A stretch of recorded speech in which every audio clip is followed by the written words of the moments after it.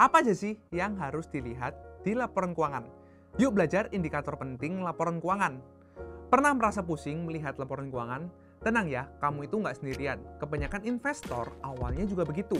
Laporan keuangan sebenarnya itu mudah loh untuk dimengerti. Yang pertama, kamu harus paham dulu bahwa laporan keuangan itu terbagi menjadi 3 bagian, yaitu laporan laba rugi atau income statement, neraca keuangan atau balance sheet, dan yang terakhir adalah laporan arus kas atau cash flow statement. Nah, sekarang kita akan breakdown apa aja yang perlu dilihat pada ketiga laporan tersebut. Yang pertama, income statement. Tujuan dari income statement adalah ngasih gambaran perusahaan itu untung atau rugi pada periode tertentu. Indikator yang paling penting adalah pendapatan atau revenue.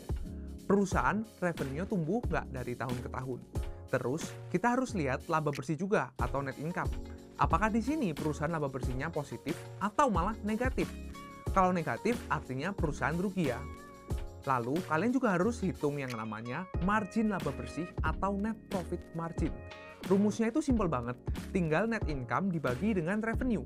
Semakin besar margin perusahaan, maka semakin efisien dan bagus juga perusahaan tersebut.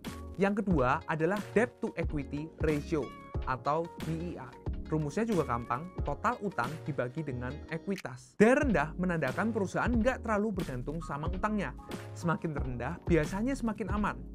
Yang terakhir adalah cash flow statement. Cash flow statement adalah laporan yang nunjukin aliran uang tunai masuk dan keluar dari perusahaan selama periode waktu tertentu. Laporan cash flow juga dibagi menjadi 3, yaitu cash flow dari operasi atau operating activities. Ini adalah uang tunai yang masuk dari bisnis utamanya. Harus dicek apakah cash dari operasi ini masih positif dan stabil. Kalau negatif terus, hati-hati ya. Yang kedua adalah cash flow dari investasi. Ini biasanya uang yang keluar. Contohnya beli mesin baru, akuisisi bisnis, atau investasi aset tetap. Yang ketiga, cash flow dari pendanaan. Di sini kelihatan apakah perusahaan dapat dana dari utang atau bayar dividen atau juga buyback sahamnya. Jadi, investor harus cek kalau perusahaan memiliki operating cash flow-nya positif atau negatif.